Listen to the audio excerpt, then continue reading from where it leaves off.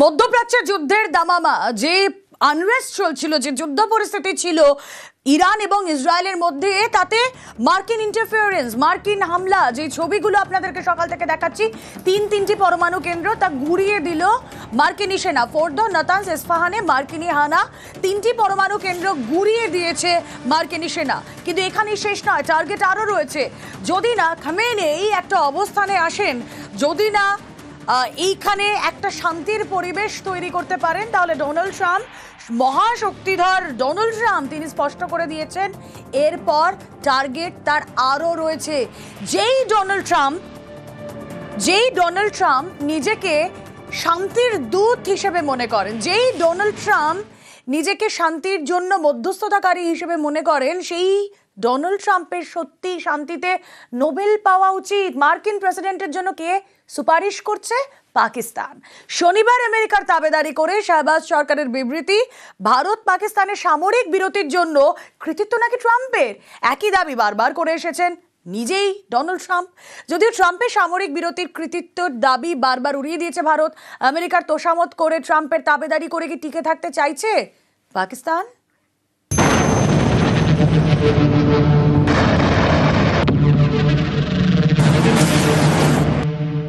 জঙ্গিদের আতুরঘর, ভারতের বিরুদ্ধে সন্ত্রাসে সরাসরি মদদ দেওয়াই কাজ। সেই পাকিস্তানি এবার আমেরিকার তাবেদারিতে ব্যস্ত।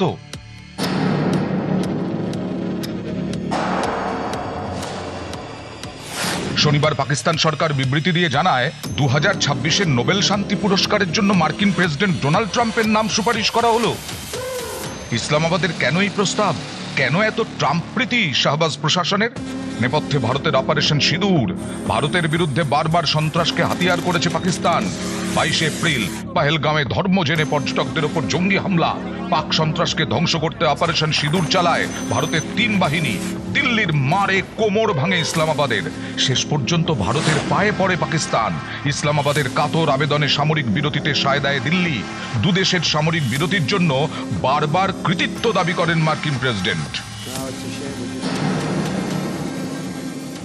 Well, I stopped a war, and I love Pakistan. I think Modi is a fantastic man. I spoke to him last night. We're going to make a trade deal with Modi of India. But I stopped the war between Pakistan and India, and they were going at it, and they're both nuclear countries. I got it stopped. I don't think I had one story. Did I have one story written about? I stopped a war between two major nations, major nuclear nations.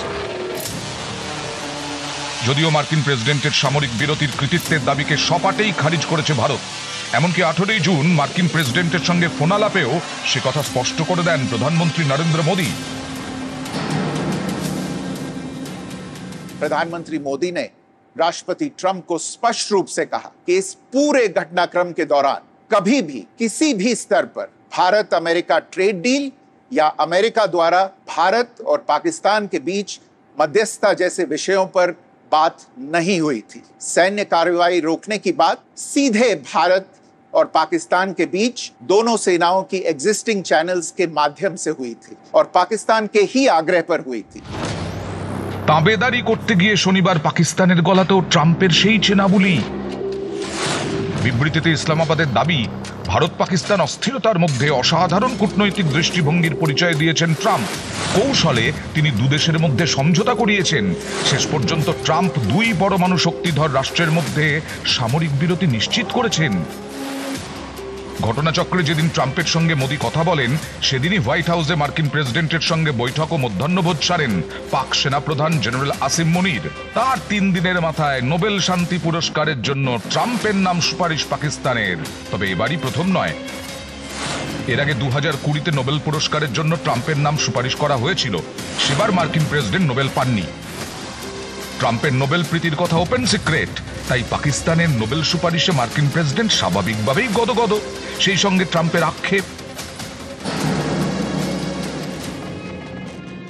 Well, they should give me the Nobel Prize for Rwanda and if you look the Congo, or you could say Serbia, Kosovo, you could say a lot of them. You could say, the big one is India and Pakistan. I should have gotten it 4 or 5 times. I should get it for the I would think the Abraham Accords would be a good one too. They won't give me a Nobel Peace Prize because they only give it to liberals. Nobel শান্তি পুরস্কারের সুপারিশের জন্য সুনির্দিষ্ট নিয়ম রয়েছে। এক্ষেত্রে সুপারিশ করতে পারেন রাষ্ট্রপ্রধান কিংবা রাষ্ট্রের মন্ত্রিসভার সদস্য, আন্তর্জাতিক আদালত হেগের সদস্য, নোবেল শান্তি পুরস্কার প্রাপ্ত ব্যক্তিরা, নরওয়েজিয়ান নোবেল কমিটির বর্তমান এবং প্রাক্তন সদস্যরা, নরওয়েজিয়ান নোবেল কমিটির প্রাক্তন উপদেষ্টারা। ট্রাম্পের পাকপ্রীতি দেখে অনেকেরই মনে পড়ে যাচ্ছে 9/11-এর কথা।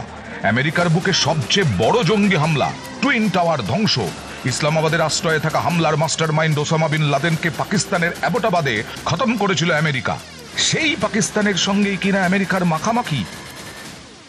মার্কিন দাবিদারি বা এই ইহুদিদের দাবিদারি না করলে নোবেল প্রাইজ পাওয়া যাবে না, এটা আধুনিক একটা ট্রেন্ড হয়ে দাঁড়িয়ে। একটা সময় ছিল যখন নেলসন ম্যান্ডেলা নোবেল প্রাইজ পেতেন, আর আজকে সে জায়গায় পাকিস্তান সমর্থন করছে একটা কার্টুন চরিত্র ডোনাল্ড ট্রাম্পকে। 10 মহাদেশকে ওই একটি মাত্র লোক অস্থির করে তুলেছে ডোনাল্ড ট্রাম্প। এই আজকের যুগে তাকে মদত পাকিস্তান দেবে না তো কে দেবে? অপারেশন সিঁদুরের পর গোটা বিশ্বে প্রতিনিধি পাঠিয়ে পাকিস্তানের সন্ত্রাসের মুখোশ খুলে দিয়েছে ভারত। মুখ পড়েছে ইসলামাবাদের, ঘাড়ে হাজার হাজার কোটি মার্কিন ডলারের ঋণের বোঝা। ঘরে বাইরে চাপের মুখে ধুঁকছে শাহবাজ প্রশাসন। তাই কি আমেরিকার তোষামত করে, ট্রাম্পের তাবেদারি করে টিকে থাকার চেষ্টায় পাকিস্তান? নিউজ 18 বাংলা।